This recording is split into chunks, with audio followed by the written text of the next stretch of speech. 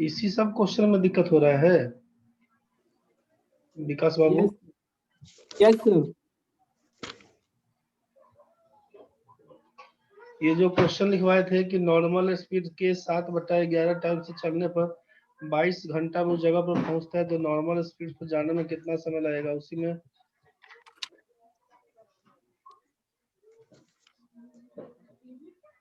बताए थे कि 6/7 के स्पीड से जाता है तो 12 मिनट लेट से पहुंचता है। ये क्लियर नहीं हुआ था? नहीं सर। अच्छा, तभी आपका भी दिक्कत है इसमें? हाँ यस सर। चलिए ठीक है।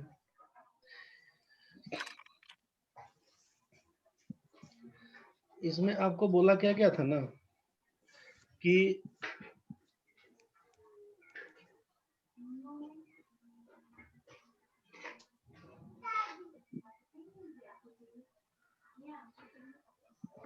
यहाँ पर समझ लीजिए,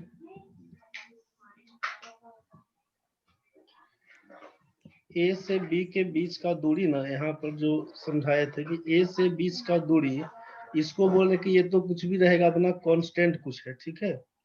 ए से बी के बीच का दूरी अगर हम बोलते हैं कि यहाँ पर डी किलोमीटर है, समझिएगा ए से बी के बीच का दूरी है डी किलोमीटर। एक स्पीड आपका है s1, दूसरा यहाँ पर ए से बी पर जाने का स्पीड है s1 किलोमीटर पर आवर जो भी रहेगा। टाइम बोले थे कि ए से बी पर जाने में लगेगा t1, ठीक है।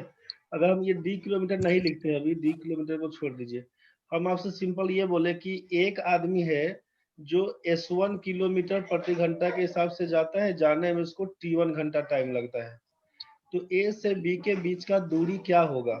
आपसे हम पूछे ए से बी के बीच का दूरी क्या होगा, तो आप क्या बोलिएगा कि डिस्टेंस बराबर, जानते हैं स्पीड इनटू टाइम होता है, डिस्टेंस बराबर स्पीड इनटू टाइम, दूरी बराबर चाल गुना समय बोलिएगा। तो स्पीड था अपना s1 और टाइम था आपका t1, तो s1 इंटू t1 बोलिएगा ए बी का मान।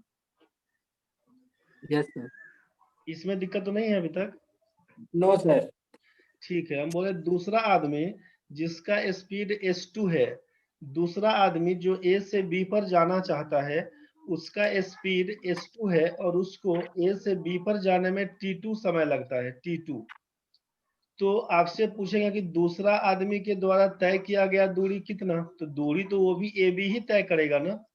Distance travelled by second person बात करें तो ये भी तो ए बी डिस्टेंस ही कवर करेगा। तो इसका ए बी का मान कितना बोलिएगा, तो लिखिएगा डिस्टेंस बराबर स्पीड इनटू टाइम। स्पीड था हमारा s2 और टाइम था हमारा t2। तो जरा सोचिए कि ये भी आपका दिया हुआ है ए बी का वैल्यू और ये भी दिया हुआ है ए बी का वैल्यू, मतलब डिस्टेंस ए बी का मान, चाहे हम s1 t1 बोले तब, चाहे हम s2 t2 बोले तब, बात तो बराबर रहेगा। Yes sir. इसमें कोई दिक्कत नहीं ना अभी तक? No sir. No sir. यही s1 t1 बराबर s2 t2 यहाँ पर लिखाया गया है। यहाँ जो हम लोग लिखे थे पिछला दिन कि बीच का दूरी ए बी पकड़ लिए थे, स्पीड बोले थे कि पहला आदमी है जिसका स्पीड को s1 से डिनोट किए, दूसरा आदमी का स्पीड को s2 से डिनोट किए, यहाँ पर s1 से डिनोट, यहाँ पर s2 से डिनोट।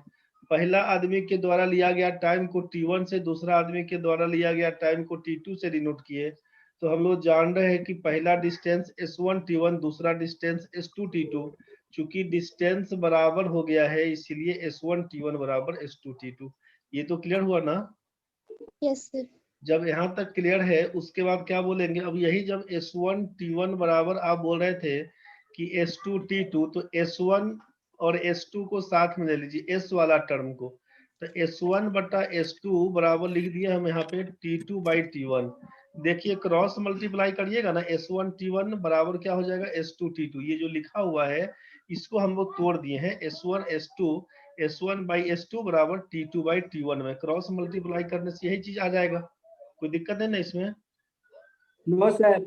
और यही s1 बाई s2 को बोले यहाँ पर s1 is to s2 ratio का, t2 बाई t1 का मतलब है t2 इज टू t1 का रेशियो। यहाँ तक ठीक है? Yes sir.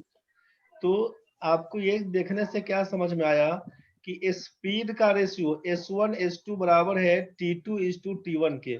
स्पीड का रेशियो टाइम के उल्टा रेशियो के बराबर था। स्पीड 1 स्पीड 2 बराबर टाइम 2 बाई टाइम 1। ये T2 T1। तो इसीलिए क्या लिखे थे ना कि जो भी स्पीड का रेशियो होगा, अगर डिस्टेंस कांस्टेंट हो तो स्पीड का रेशियो उसका उल्टा हो जाएगा टाइम का रेशियो। बस यहीं से काम करना शुरू करिएगा। क्वेश्चन के हिसाब से क्या था समझिए। क्वेश्चन दिया हुआ था कि नॉर्मल स्पीड के 7/11 टाइम से जो आपका वास्तविक स्पीड है उसके 7/11वें चाल से चलने पर कोई आदमी 22 घंटा में उस जगह पर पहुंचता है, तो नॉर्मल स्पीड से जाने पर कितना समय लगेगा। क्वेश्चन यही था।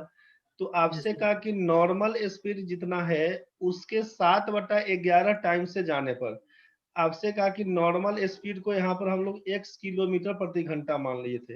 ए से बी पर जाने का नॉर्मल स्पीड कितना, x किलोमीटर प्रति घंटा। ठीक है। और जब 7/11 चाल से चलने को बोला, मतलब रिजल्टेंट स्पीड को बोले कि परिणामी चाल बताइए, क्या लिखिएगा रिजल्टेंट स्पीड। तो आप जो x किलोमीटर प्रति घंटा था उसका 7/11 मतलब 7/11x इसको बोल दिया। 7/11x किलोमीटर पर आवर इसको लिख दिया। यहाँ तक ठीक है? Yes sir. नॉर्मल जाने में हमको कितना देर लगेगा ये तो हमको नहीं मालूम था, तो यहाँ पर टाइम लिखे हैं कि टाइम बराबर क्वेश्चन मार्क, कितना नॉर्मल जाने में समय लगेगा हमको नहीं मालूम।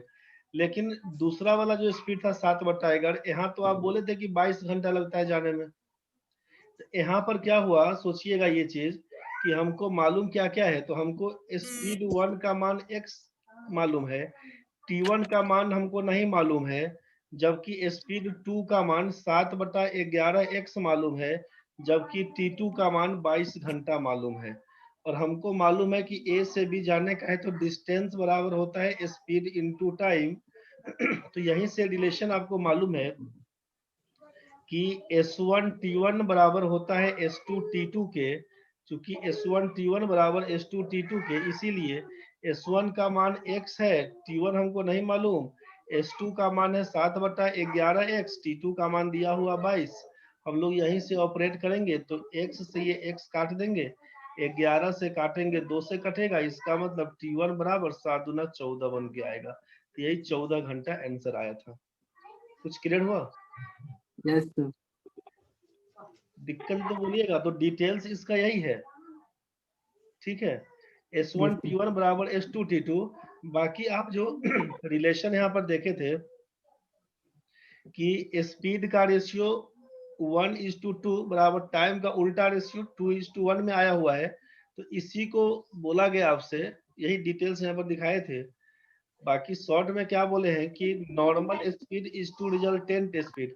नॉर्मल स्पीड बोले थे कि अगर 1 है तो रिजल्टेंट स्पीड कितना, परिणामी चाल क्या हो जाएगा, तो 7/11 बोल दीजिएगा कि 1 है तो 1 इंटू 7/11, तो यही 7/11 क्रॉस मल्टीप्लाई करिएगा तो 11 7 का स्पीड। तो आपसे क्या मालूम कि स्पीड का जो रेशियो दिया होगा 11:7 जो दिया हुआ है, इसी का उल्टा रेशियो टाइम में जाएगा। जो यहाँ पे बता रहे थे कि S1:S2 बराबर T2:T1। तो इसका मतलब क्या दिया हुआ कि स्पीड का जो रेशियो दिया हुआ है ना 11 और 7 का, तो हम अगर T2:T1 पूछेंगे क्या हो जाएगा, तो यहाँ पर वही लिखिएगा 11 7। तो ये आपका नॉर्मल है।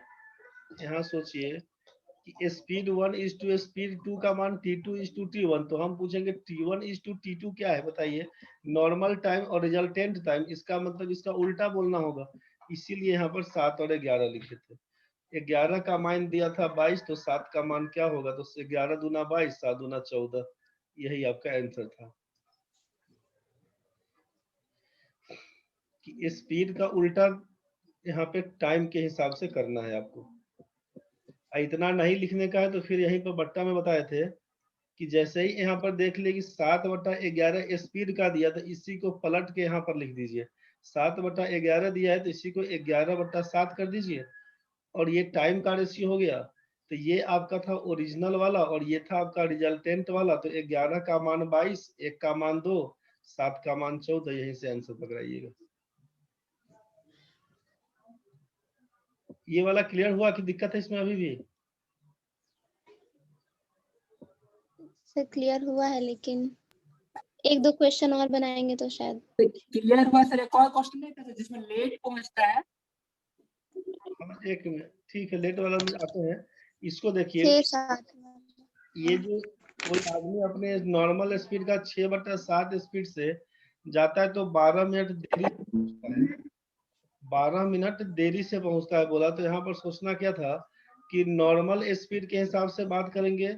नॉर्मल स्पीड के हिसाब से बात करेंगे तो यहाँ पर नॉर्मल स्पीड हमारा 1 दिया हुआ, तो रिजल्टेंट स्पीड 6/7, मतलब क्रॉस मल्टीप्लाई तो 7:6 का रेशियो बन के आएगा स्पीड में। और अब स्पीड का रेशियो दिया हुआ तो पूछेंगे टाइम के लिए बात करिए। जब टाइम के लिए तो इसी का उल्टा 7/6 था, तो ये 6/7 पकड़ लेगा यहाँ पर टाइम। ये टाइम का रेशियो हो जाएगा 6:7। स्पीड का रेशियो 7:6, तो टाइम का रेशियो 6:7, जस्ट उल्टा। क्वेश्चन में क्या दिया हुआ है कि 12 मिनट लेट से पहुंचता है। अगर ये बोलता कि शुरुआत में इतना समय लगता है तो हम लोग 6 के बराबर कर लेते। बोलता बाद में इतना देर लगता है, जैसे उस क्वेश्चन में क्या था कि बाद में 22 घंटा लगता है, यहाँ पर बाद का बोलता तो हम लोग इसके बराबर कर लेते। लेकिन क्वेश्चन में क्या बोल दिया कि 12 मिनट लेट से पहुंचता है। तो लेट से पहुंचता है मतलब दोनों टाइमिंग के बीच का अंतर बोल रहा है आपसे। तो 6 और 7 के बीच 1 रेशियो का अंतर है। 1 रेशियो का मान 12 बोलेंगे तो 6 रेशियो का मान 72 हो जाएगा, 7 रेशियो का मान 84 हो जाएगा। तो 72 मिनट का मतलब है 1 घंटा 12 मिनट, 84 मिनट का मतलब है 1 घंटा 24 मिनट। बस यही। कुछ क्लियर हुआ? हाँ सर। Yes sir. किताब बनाइए ना, क्वेश्चन बहुत मिलेगा आपको इस टाइप का। सर एक क्वेश्चन हम बोले, बोलिए ना। Rani goes to school at 10 km per hour and reaches the school 6 minutes late. Next day, she covers the distance at 12 km per hour and reaches the school 9 minutes earlier than the scheduled time. What is the distance of her school and her house? अरे विकास, sir ये वाला question तुमको अभी हम वहां पर नहीं पहुंचे हैं, ये अभी तक नहीं बताए थे।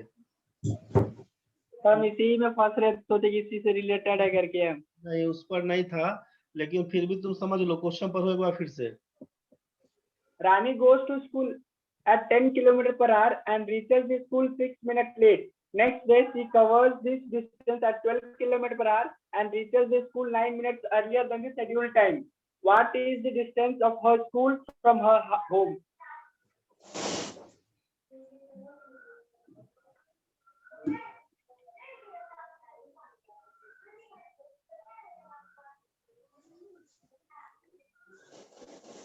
पंद्रह किलोमीटर दिया हुआ है आंसर। एक मिनट सर। हाँ सर। ये 60 दूना 120 से ये 120 कैंसिल, 15 किलोमीटर तुम्हारा आंसर है। Yes sir. अभी आएगा कैसे इसको समझ लो। इसको नहीं सर, लाइन से बता दीजिएगा, छोड़ दीजिए। हाँ तब ठीक है। ठीक। वैसे इसको एक बार देखिए लो ना, अब इतना देर में तुम्हारे मन में चल रहा था, उसको जब लाएंगे तब आएंगे, एक बार समझिए लो। ये क्वेश्चन में मान लो कि यहाँ से यहाँ तक ए से बी के बीच का दूरी होगा, ठीक है भाई। Yes sir. ए से बी का दूरी क्या है यही आपसे पूछ रहा है। अगर हम आपसे ऐसा बोल दिए कि ए से बी के बीच का दूरी को अगर हम डी किलोमीटर मान लेते हैं, मानने में तो कोई हर्जा नहीं है। हाँ सर। 10 किलोमीटर प्रति घंटा के हिसाब से जाता है तो आप बोलते हैं कि 6 मिनट लेट से पहुंचता है।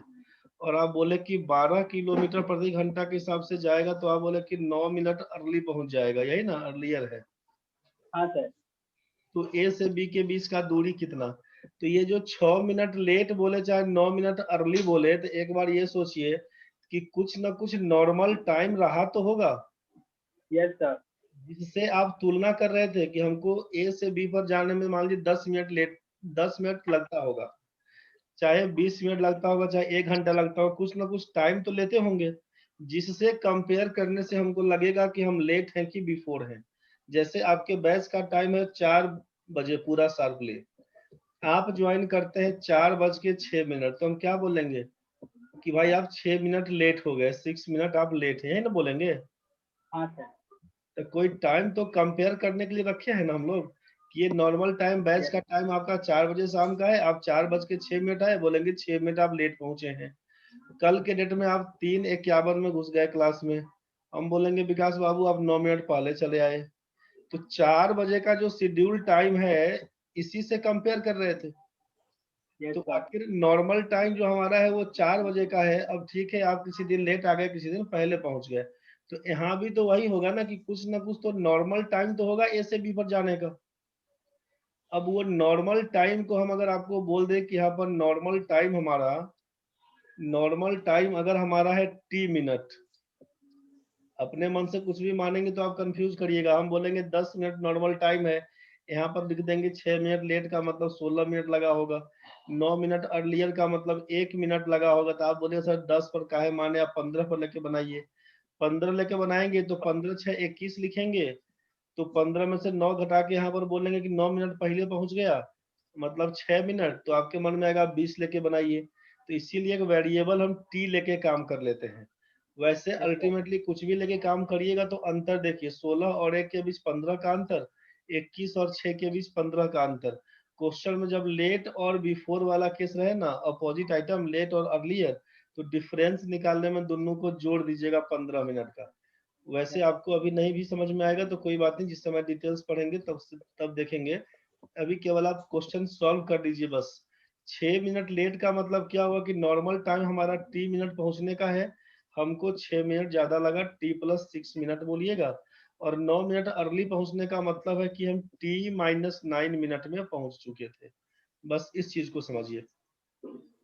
अब यहाँ से क्या काम करेंगे, तो टाइम बराबर जानते हैं, टाइम बराबर होता है डिस्टेंस बाई स्पीड। तो 10 किलोमीटर प्रति घंटा के हिसाब से जाने में समय कितना लगेगा, तो आप बोलिएगा d/10 किलोमीटर, जो किसके बराबर है, तो t + 6 के बराबर। तो ये घंटा में है तो इसमें बाई 60 करना पड़ेगा, क्योंकि ये मिनट में था। फिर 12 किलोमीटर प्रति घंटा के हिसाब से ए से बी पर जाने में कितना समय था, बोलिएगा d/12। तो ये d/12 किसके बराबर, तो t माइनस 9 मिनट, तो मिनट को आवर में चेंज करिएगा, बाई 60 लिखिएगा। अब इसको इक्वेशन 1 पकड़िए, इसको इक्वेशन 2 पकड़िए, बोलेंगे 1 - 2 करिए, एक में से 2 घटाइए। इक्वेशन 1 - 2 क्या होगा, तो लिखना होगा d/10 माइनस d/12 बराबर 60 कॉमन है, तो यहाँ पर लिखिएगा ना t + 6 माइनस t + 9 बाई 60। ये t से t कैंसिल, 9 6 15/60 का मतलब है 1/4 बच के आएगा। और इधर क्या होगा, तो इधर आप 10 और 12 का एलसीएम पकड़िएगा तो 60 लिखिएगा, 6d माइनस 5d लिखिएगा।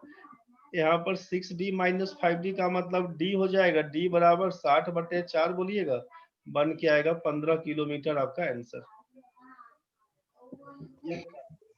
इसको एक बार सॉल्व करके देखिएगा, नहीं बुझाएगा फिर जिस समय क्वेश्चन करवाएंगे क्लियर हो जाएगा, ठीक है। चलिए तो हम आगे बढ़ते हैं। पिछला दिन ये रिलेटिव स्पीड पे काम चल रहा था आपका। रिलेटिव स्पीड का बता दिए थे कि सेम डायरेक्शन में माइनस करते हैं, अपोजिट डायरेक्शन में प्लस करते हैं। इसके बाद आपको लिखवाए थे, बता रहे थे इधर कि time taken by a train to cross an standing man, मतलब कोई भी ट्रेन वैसे ऑब्जेक्ट को पास करता हो जो ट्रेन की तुलना में नगण्य होता है, तो हम लोग ये फॉर्मूला यूज किए थे कि टाइम बराबर डिस्टेंस बाई स्पीड, बराबर लिखे थे length of train by speed of train. और दूसरा में लिखे थे कि time taken by a train to cross an standing train, platform, bridge, tunnel ETC. तो टाइम बराबर डिस्टेंस बाई स्पीड, बराबर लिखे थे length of train plus length of platform, नीचे स्पीड ऑफ ट्रेन। यहाँ तक तो काम किए थे जब ये स्टेशनरी ऑब्जेक्ट था तब के लिए। अब इसी में कर देंगे, सोचिएगा ध्यान से। अब यहाँ से आप नोट कर लीजिएगा कि time taken by a train to cross a running man, जब कोई ट्रेन किसी दौड़ते हुए आदमी को पास करता है तो कितना समय लगेगा? लिखेंगे टाइम बराबर डिस्टेंस बाई स्पीड। डिस्टेंस में क्या होगा, जब आदमी को पार करेगा, तो आदमी को पार करेगा तो आदमी तो ट्रेन की तुलना में नगण्य होता है, तो आप यहाँ पे डिस्टेंस की जगह पे क्या लिखेंगे, लेंथ ऑफ ट्रेन, ट्रेन की लंबाई, और नीचे स्पीड में चूंकि आदमी भी दौड़ रहा है ट्रेन भी चल रही है, तो आप यहाँ पे रिलेटिव स्पीड लिख दीजिएगा। रिलेटिव स्पीड मतलब क्या हुआ कि अगर आदमी, रिलेटिव स्पीड यहाँ पर पहला सिचुएशन क्या बन के आएगा कि इफ मैन इज रनिंग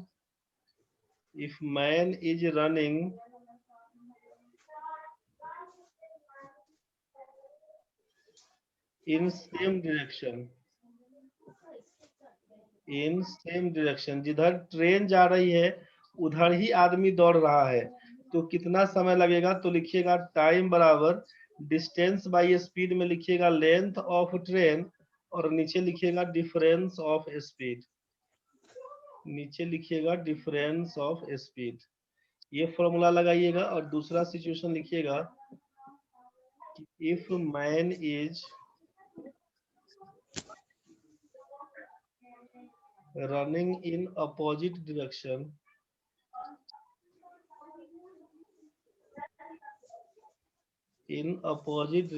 तो क्या कहिएगा, टाइम बराबर डिस्टेंस बाई स्पीड, तो लिखिएगा लेंथ ऑफ ट्रेन, और नीचे लिखिएगा सम ऑफ स्पीड, नीचे लिखिएगा सम ऑफ स्पीड। बस यही से काम करिएगा। अब आगे सोचिए, जब कोई ट्रेन किसी दूसरे ट्रेन को, मतलब दो ट्रेन अगर चल रही है तो उसको कितना देर में पार करेगा, उसके लिए सिचुएशन क्या है कि if two trains are running in same direction और अपोजिट डायरेक्शन,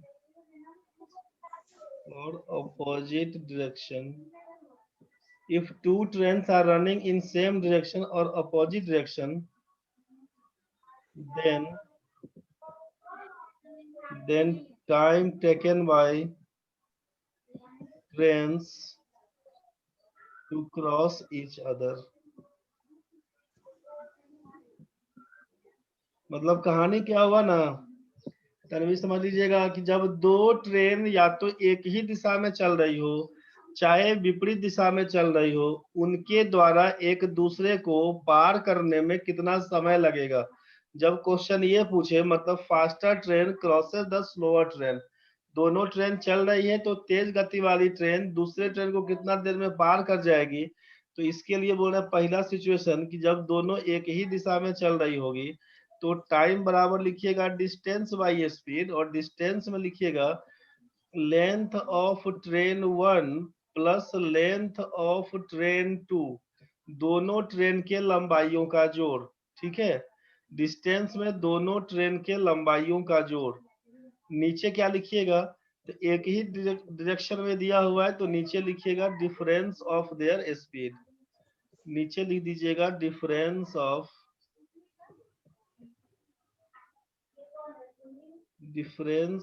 देयर स्पीड। दूसरा सिचुएशन क्या रहेगा कि जब ये अपोजिट डायरेक्शन में रहेगा तब क्या करिएगा, तो लिखिएगा टाइम बराबर डिस्टेंस बाई स्पीड, यहाँ पर लिखिएगा लेंथ ऑफ ट्रेन 1, डिस्टेंस में तो भाई दोनों को जोड़ के चलाना पड़ेगा, length of train 1 plus length of train 2, opposite direction में है तो लिखेंगे sum of their speed, sum of their speed. Question में ध्यान रखिए कि जब दो ट्रेन एक ही दिशा में जा रही हो, कितना देर में क्रॉस कर जाएगा, तो ट्रेन अगर सेम स्पीड से जा रही होगी तो कभी क्रॉस नहीं करेगी।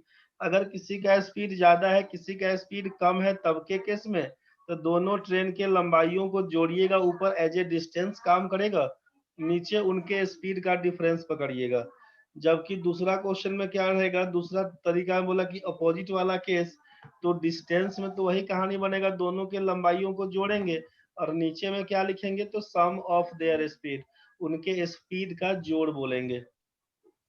यहाँ तक तो ठीक है। अब कुछ क्वेश्चन पे काम करते हैं हम लोग। Yes sir. चलिए कुछ क्वेश्चन देखते हैं हम लोग यहाँ पे। अब ये टाइम स्पीड डिस्टेंस 12 नंबर से स्टार्ट है। यहाँ पे समझिए कि a 90 metre long train running at 72 kilometre per hour crosses a bridge in 10 seconds, find the length of the bridge.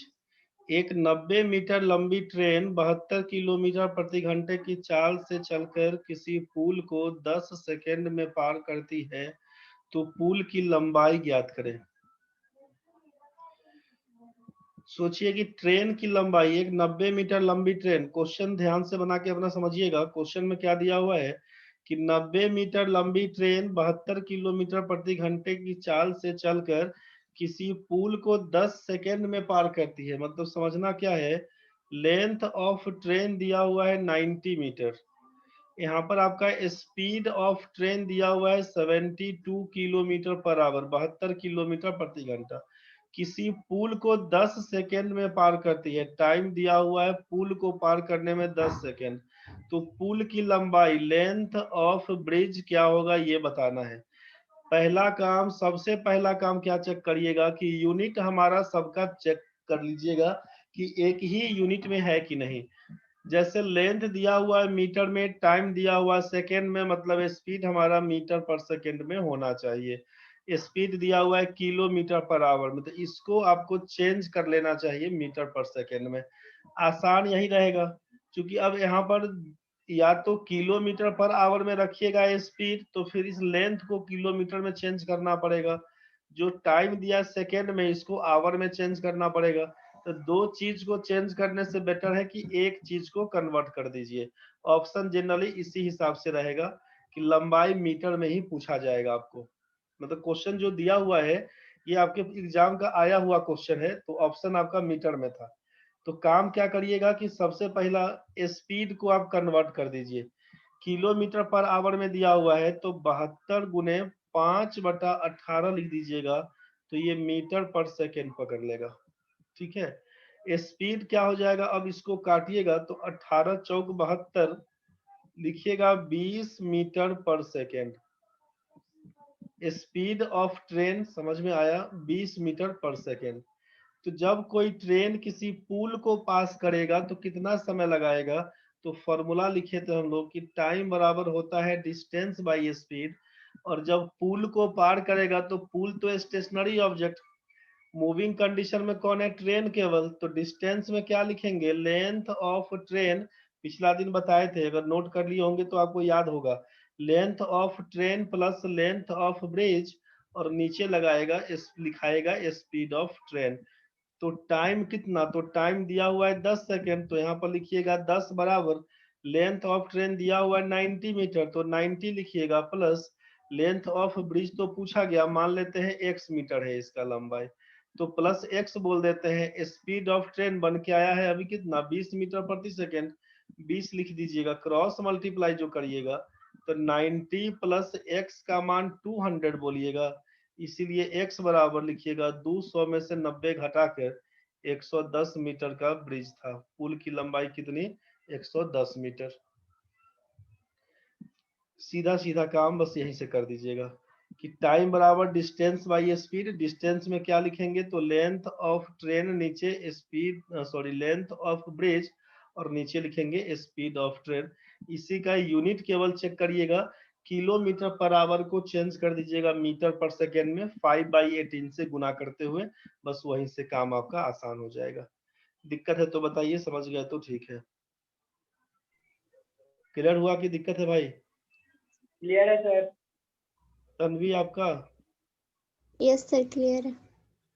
अगला क्वेश्चन देखिए, a train 135 metre long is running at a speed of 62 kilometre प्रति घंटा, in what time will it pass a man who is running at 8 kilometre per hour in the same direction in which the train is going. एक 135 metre लंबी train 62 kilometre प्रति घंटे की चाल से चल रही है, एक आदमी 8 किलोमीटर प्रति घंटे की चाल से उसी दिशा में दौड़ रहा है जिधर ट्रेन जा रही है, मतलब सेम डायरेक्शन में बोल दिया। ट्रेन उस आदमी को कितनी देर में पार कर जाएगी, मतलब क्या क्या दिया हुआ है। दिया है कि एक ट्रेन 135 मीटर लॉन्ग, मतलब ट्रेन की लंबाई आपको दे दी गई है। लेंथ ऑफ ट्रेन बोल दिया है 135 metre. Is running at a speed of 62 kilometre per hour. Speed of train दिया है 62 किलोमीटर पर आवर प्रति घंटा। In what time will it pass a man. What time will it pass, कितना देर में पार करेगा, टाइम बताइए कितना देर में पार करेगा किसको, एक आदमी को। ए man who is running at a speed of running at 8 kilometre per hour in the same direction in which the train is going. जिधर ट्रेन जा रही है उधर ही आदमी दौड़ रहा है, मतलब ये डायरेक्शन बोल रहा है सेम। स्पीड ऑफ मैन बता दिया आपको 8 किलोमीटर प्रति घंटा। जैसे ही आपके सामने में 2 बार स्पीड दिया रहेगा, आपको चेक करना है कि स्पीड कौन सा है। रिलेटिव स्पीड में क्या करेंगे, जब सेम डायरेक्शन में जाएगा तो माइनस का केस। रिलेटिव स्पीड 62 माइनस 8 बराबर लिखिएगा 54 किलोमीटर प्रति घंटा। अब ये मीटर में दिया हुआ है लंबाई, हम लोग चेंज कर लेंगे स्पीड को मीटर पर सेकेंड में। 54 इंटू 5/18 मीटर पर सेकेंड लिखिएगा। 18 से काटिएगा, 3 से कटेगा, लिखाएगा 15 मीटर पर सेकेंड। ये रिलेटिव स्पीड समझ में आया। जब एक ही दिशा में चल रही है ट्रेन और आदमी, तो इसका मतलब रिलेटिव स्पीड माइनस करेंगे। ये तो क्लियर हो गया आपको। पूछा हमसे टाइम बराबर कितना, तो टाइम बराबर डिस्टेंस बाई स्पीड। डिस्टेंस में क्या था, तो लेंथ ऑफ ट्रेन और नीचे लिखते हैं रिलेटिव स्पीड। क्या लिखाएगा, लेंथ ऑफ ट्रेन आपका है 135 मीटर और रिलेटिव स्पीड निकल के आया 15 मीटर पर सेकेंड। इसी को काटिएगा तो 15 नवा 135, मीटर से मीटर कैंसिल, सेकेंड बन के आएगा 9 सेकेंड आपका आंसर बन के आएगा। कितना देर में टाइम लगेगा उसको पार करने में, टाइम बराबर लिखिएगा 9 सेकेंड। यही ना फॉर्मूला भी लिखे थे हम लोग कि जब कोई किसी दौड़ते आदमी को पास करेगा तो लेंथ ऑफ ट्रेन बाई नीचे सेम डायरेक्शन तो डिफरेंस ऑफ स्पीड। तो सीधे भाई बोलिएगा कि 135 मीटर लंबी ट्रेन, डिफरेंस ऑफ स्पीड 62 और 8 के बीच का 54 हो जाएगा अंतर। किलोमीटर पर आवर को चेंज करेंगे, 5/18 करिएगा, 18 से काटिएगा, 18 तिया 54, 3 से काटिएगा तो 3 चौके 12, 3 पच्चे 15, 5 से काटिएगा तो 9, यही 9 सेकेंड बन के आएगा आंसर डायरेक्ट। तो आप आराम से इस चीज को अपना लिख लीजिएगा, नोट्स बना के समझिएगा, दिक्कत बनेगा फिर बताइएगा। मेरे ख्याल से यहाँ तक सबका ठीक है, अगला क्वेश्चन में बढ़ते हैं। दिक्कत है यहाँ तक में? No sir. बढ़िए, अगला क्वेश्चन क्या है। 2-2.5 मिनट के बाद कटेगा, वापस जुड़िएगा। अभी कल भी क्लास नहीं हुआ था तो एक बार और चलेगा। A train 120 meter long is running at a speed of 60 kilometer per hour. In what time will it pass 180 meter long platform? एक 120 मीटर लंबी ट्रेन 60 किलोमीटर प्रति घंटे की चाल से चल रही है। 180 मीटर लंबे प्लेटफॉर्म को कितने देर में पार कर जाएगी? क्या दिमाग में चल रहा है ये बताइए पहले, कैसे बनाएंगे इसको। जब कोई ट्रेन किसी प्लेटफॉर्म को पास करेगी तो क्या कहानी है? लेंथ ऑफ ट्रेन क्या करेंगे?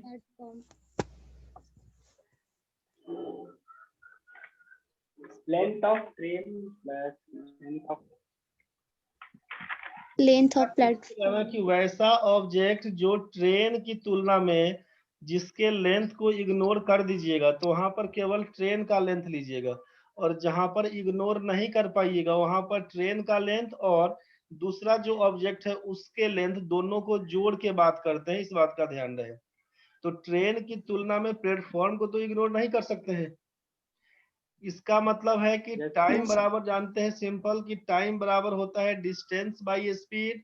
डिस्टेंस में क्या लिखेंगे, तो ट्रेन की लंबाई को लिखेंगे और प्लेटफॉर्म की लंबाई को लिखेंगे, दोनों को जोड़ देंगे, नीचे लिखेंगे स्पीड ऑफ ट्रेन। कुछ बात समझ में आया?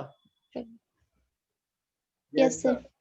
टाइम कितना लगेगा? तो ट्रेन की लंबाई है 120 मीटर, प्लेटफॉर्म की लंबाई है 180, स्पीड ऑफ ट्रेन कितना? तो 60 किलोमीटर प्रति घंटा। तो 60 इंटू 5/18 कर देंगे, मीटर पर सेकेंड में तो चेंज। 5/18 ये आपका मीटर, ये आपका मीटर पर सेकेंड चेंज हो जाएगा। अभी तुरंत कट जाएगा, जुड़िएगा वापस।